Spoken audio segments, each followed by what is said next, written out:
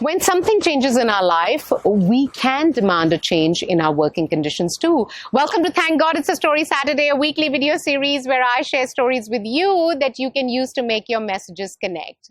Now, today's story is a personal story. I'm going to take you back to the year 2007, March in Melbourne. I was promoted as the director in the department that I worked in. It was a big deal for me. I had my own office. I had a seat at the table. I was an Asian woman working in the Western country and only 26 years old, the youngest director around. Well, I was in a really good place. What I didn't know at that time was that soon I will fall pregnant and 9 months later, my daughter will come along. And that would change my life forever.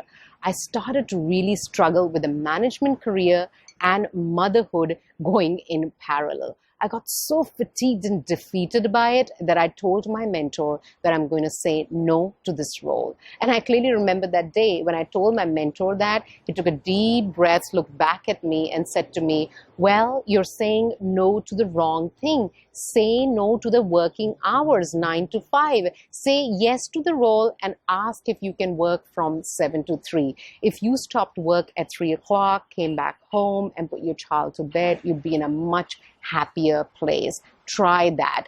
I looked at my mentor and said to him, why would my company make this exception for me? I mean, why should they?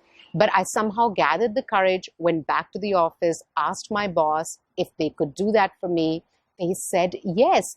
I was really happy with it. I started working from 7 to 3, would come back home, spend time with my daughter, and my life started to fall in some sort of shape before it was not. So why am I telling you this story? What's the point? The point I'm making is that recently we've had a big change here in Singapore. The kids are going to be in home-based learning environment from tomorrow.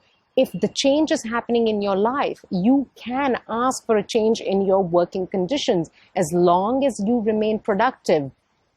You don't have to burn yourself in the furnace of a corporate structure just because it exists.